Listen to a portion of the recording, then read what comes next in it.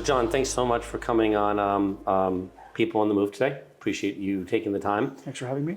Great. So I'm just, we're sitting here into 2025. You've got a new business. I want to hear a little bit about that, but I just thought we'd kind of start and just talk about the state of the market. You're in exports. How do you see the export market this year?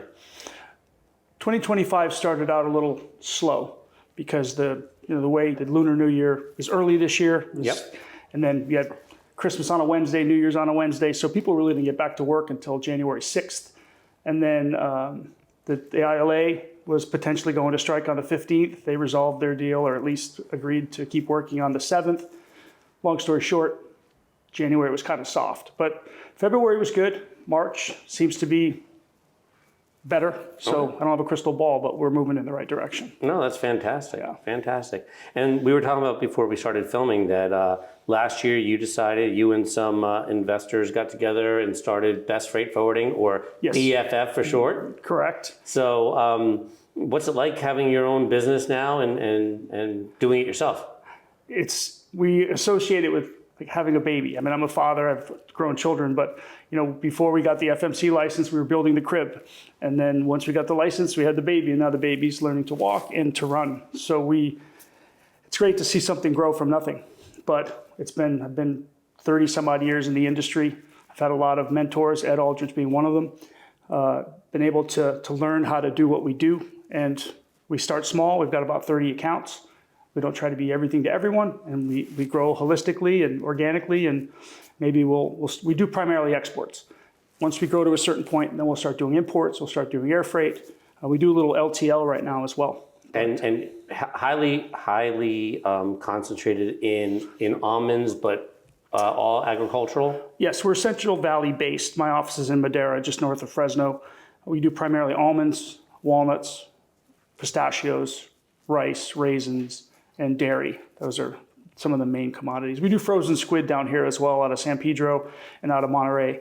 It's just kind of these accounts that I've developed through the years, the relationships. It's frozen, which is, the risk it isn't there compared to grapes or blueberries or cherries. Fresh compared to frozen, right? Yeah, so we're a little risk averse as far as what we want to handle, but we're doing well. And I know you're on the forwarding side, but you worry about the health of your customers, of course. Yes. So, seeing a lot of things going on in politics, in international trade, tariffs, yes, on the inbound side, but what do you think are going to be the impacts of that as it might affect exports, counter tariffs, things of this nature? Yeah, there have been some, like India wouldn't import almonds up to last year, right? So, but as far as the cost of goods, I think that's it's going to be the main concern as far as what can they sell their goods for overseas. And China is not a huge market they grow their own walnuts. They're the largest walnut producer in the world. But as far as almonds, we do a little bit, but most of the almonds are going to the Med.